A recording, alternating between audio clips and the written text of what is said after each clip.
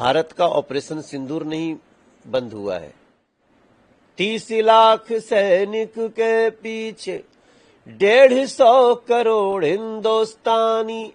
घमासान के बाद भी पाकिस्तान के किसी आम नागरिक को उसको नुकसान नहीं होने दिया है। ये जो हुक्मरान है उनको और उनकी सेना के बीच क्या गड़बड़ चल रहा है, कौन आतंकवाद को शह दे रहा है, इसका फैसला पाकिस्तान को करना है। क्या बोलना चाहेंगे, क्या उसके अंदर मेन चंक्स हैं, अगर आप बताना चाहें? देखिए, मेरा मानना है कि युद्ध जैसी जब स्थिति आती है तो केवल सेना अकेले युद्ध नहीं लड़ती। उसके मनोबल को बढ़ाने के लिए देश का प्रत्येक नागरिक उसको बल दे रहा होता है। मीडिया के लोग उनको बल दे रहे होते हैं। गीतकार, साहित्यकार कोई अपने गीत से, कोई अपनी कविता से उनको बल दे रहा होता है और यह हमेशा होता रहा है। इस देश में ऐ मेरे वतन के लोगों भी लता जी ने गाया और जिस समय गाया वो विपरीत परिस्थिति में देश का हौसला बढ़ने वाला था। आज तो हम हावी हैं, हमारी सेना पे हमको गर्व हो रहा है। तो ऐसे में सबका कर्तव्य है कि वो देश का हर गायक कुछ न कुछ गाए। मैंने अपने गायक धर्म का पालन किया है।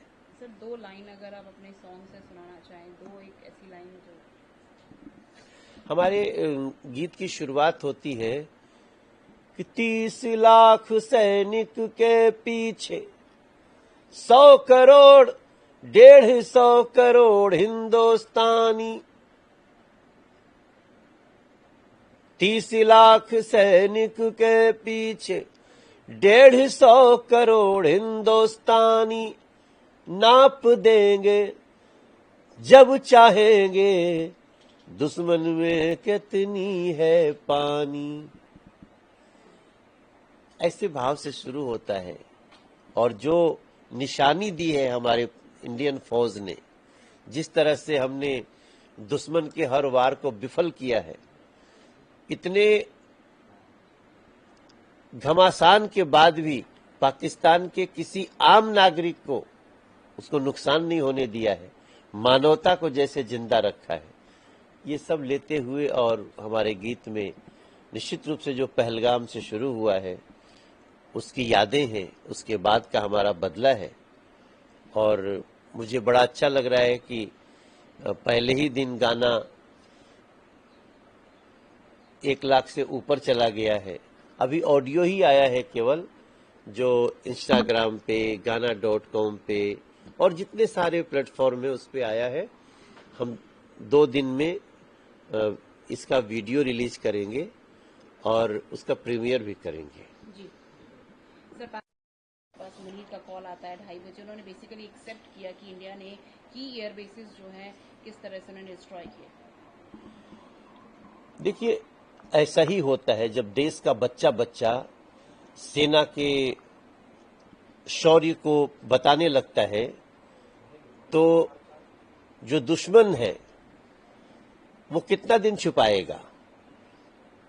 पाकिस्तान के लोग भी तो वीडियो बना रहे हैं, जहां घटनाएं हुई उसकी चर्चा उनके पूर्व एयर मार्शल भी कर रहे हैं।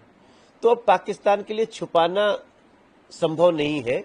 इसलिए प्रधानमंत्री ने जो कहा वो अब सारे दुनिया को पता चल गया है। लेकिन हम इतना जरूर कहेंगे कि युद्ध हमने नहीं किया, हमने सिर्फ जवाब दिया है। आतंकवादियों के लिए ऑपरेशन सिंदूर शुरू किया है, जो आज भी जारी है। हम भारत का ऑपरेशन सिंदूर नहीं बंद हुआ है। इसलिए पाकिस्तान के जो हुक्मरान हैं उनको और उनकी सेना के बीच क्या गड़बड़ चल रहा है, कौन आतंकवाद को शह दे रहा है, इसका फैसला पाकिस्तान को करना है। जी सर, एक 7 मेंबर लीडर्स बनाए गए हैं जो 7 डेलीगेशंस को लीड करेंगे, दुनिया भर में जाएंगे और बताएंगे किस तरह से पाकिस्तान जो है टेररिज्म को सपोर्ट करता है, फंड करता है और किस तरह से भारत की कार्रवाई रही ऑपरेशन सिंदूर को लेकर। ये बहुत जरूरी है। देखिए, भारत की लड़ाई आतंकवाद के खिलाफ है। एक ऐसी घटना हुई इस ऑपरेशन सिंदूर के समय कि पाकिस्तान ने नागरिक विमान की आड़ लेके ड्रोन छोड़े, अटैक किए उन्होंने।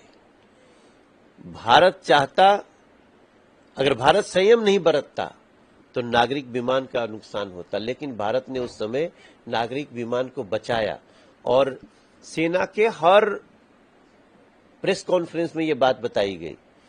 इसलिए दुनिया को बताना है कि पाकिस्तान कैसे आतंकवाद को समर्थन दे रहा है।